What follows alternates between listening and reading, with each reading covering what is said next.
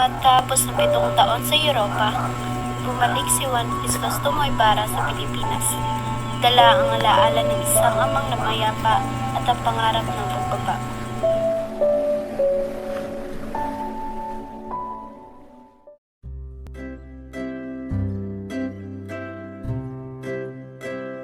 Maligayang pagdating po sa aking tahanan. Kaya siya ko pong makita kayong lahat ngayong gabi. Halina't pumasok na po kayo. Ang mapagkainan ay handang-handa na para sa inyo.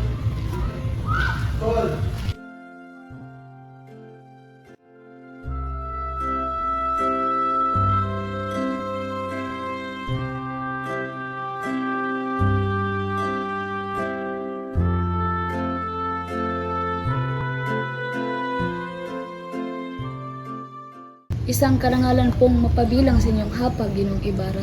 Ngunit siyempre, walang hihigit sa ganda at talino ni Senyorita Maria Clara. Hindi karapat dapat ang agaya ni Ibarra sa lipunang ito. Erehan kanyang ama.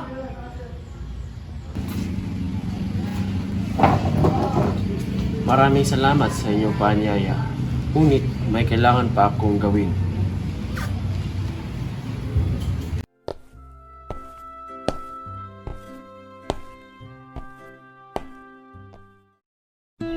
Kinabukasan, matapos ang mapagpakumbabang salo-salo, dinalaw ni Ibarra si Maria Clara. Makikita dito ang matagal na nilang pagmamahalan sa tagpong ito. Ibarra?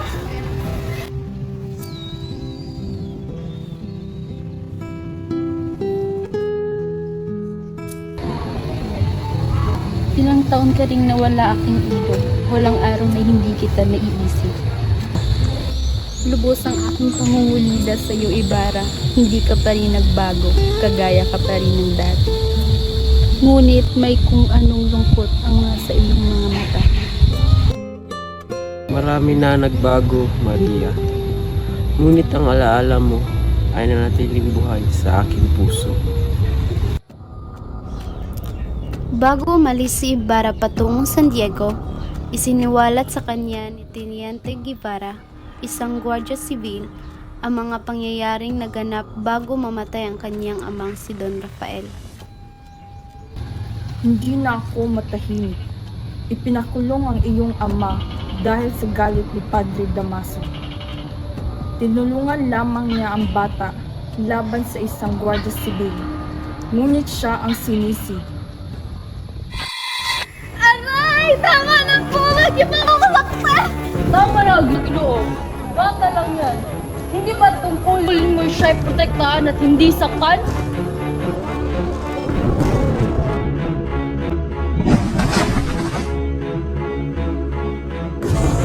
Patay! Hindi na kailangan kasalanan.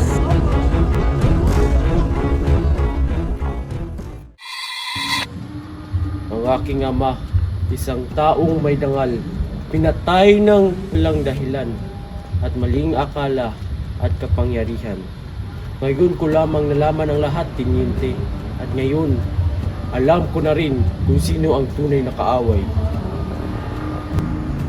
Hindi ako maghihiganti sa paraang alam nila, pero hindi na rin ako mananahimik. Sa kabila ng dilim ng nakaraan, ang pagkakakulong at pagkamatay ng kanyang ama, ang pag-aabuso ng simbahan at pamahalaan, bumalik si Juan Crisostomo Ibarra sa San Diego dala ang isang pangarap. Hindi paghihiganti ang nasa kanyang puso, kundi pagbabago.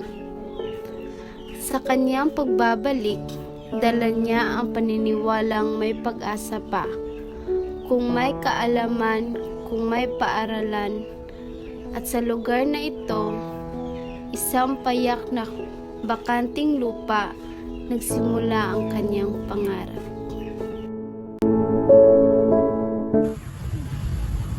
Sa lupaing ito, dito natin itatayo ang paaralan na magsisilbing pag-asa ng mga bata para sa pagbabago at para sa mga pangarap. Ang araw na ito ay sana'y maging simula ng liwanag. Matagal na pinangarap ni Ibarra ang paaralang ito, isang sagisag na pag-asa para sa kabataan ng San Diego. Ngunit sa bayang pinamumugaran ng inggit at kapangyarihan, ang bawat hakbang tungo sa liwanag ay binabantayan ng mga anino.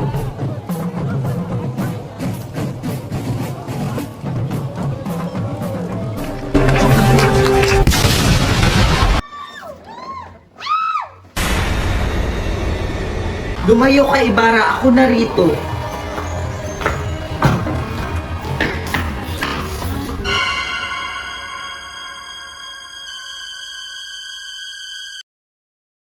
Sa kabilang dako naman ay may inang naglalakad na tila wala sa sarili. Siya ay si Sisa. Isang ina na ang tanging hangad ay makita at mayakap muli ang kanyang dalawang anak na sina Basilio at Crispin. Crispin! Basilio!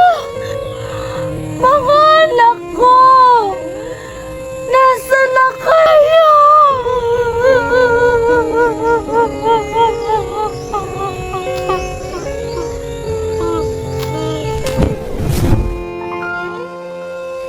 Ina! Tulungan mo kami!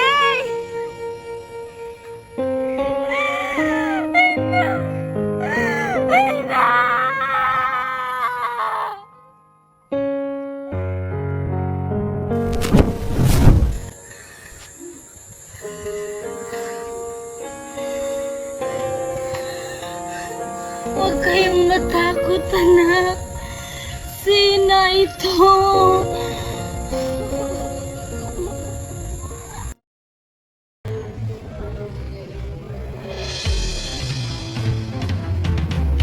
Ang inyong angkan ay mansa sa simbahan. Wala kang karapatan na basusin ang alaala ng aking ama! Ibarra, tama na para sa ating pagmamahalan. Isang liham ang ginamit laban sa kanya mula sa babaeng pinakamamahal. Sa dilim ng kanyang pagkakakulong, tinahi ang kasinungalingang gamit ang liham mula sa babaeng pinakamamahal niya. Ang tiwalay ng iba, ang puso'y nasaktan. Bakit mo ako pinagtaksilan, aking Maria? Ngunit sa ilalim ng malamlam na buwan, doon nagsisimula ang tunay na pagharap sa katotohanan. Isang pag-uusap na magpapabago sa kanilang kapalaran sa pagitan ng pag-ibig at pagtataksi.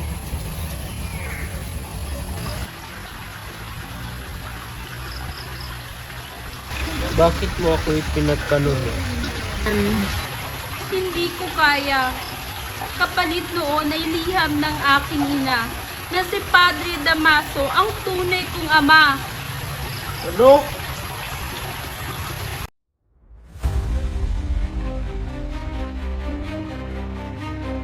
Sa bawat paghabol ng liwanag, may kailangang magsakripisyo sa dilim. Dalawang buhay ang tumaya. Isa para makatakas, isa para mananatiling harapin ang panganib.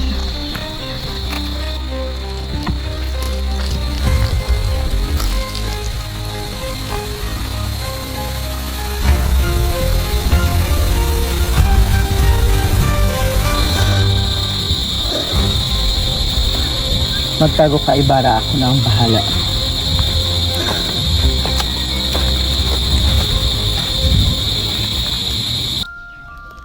Sa gitna ng mga dingding ng pananampalataya, may pusong ginupo ng kawalan ng pag-asa.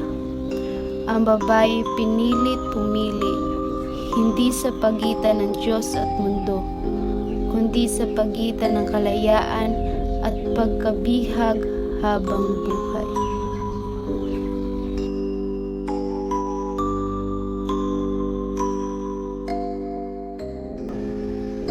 Kumbento o kamatayan, pumili ka, Ama!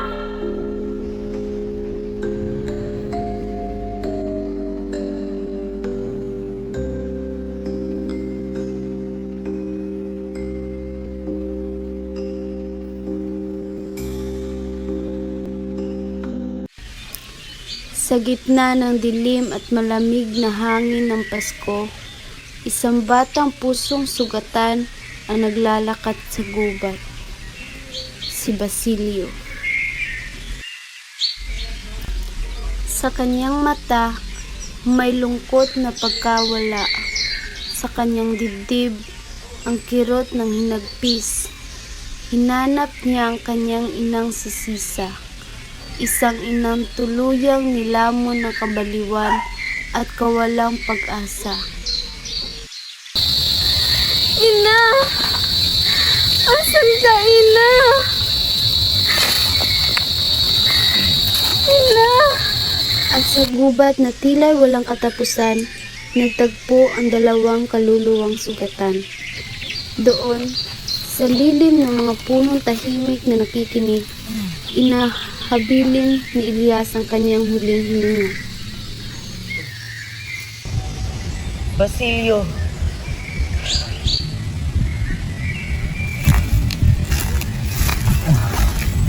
Basilio.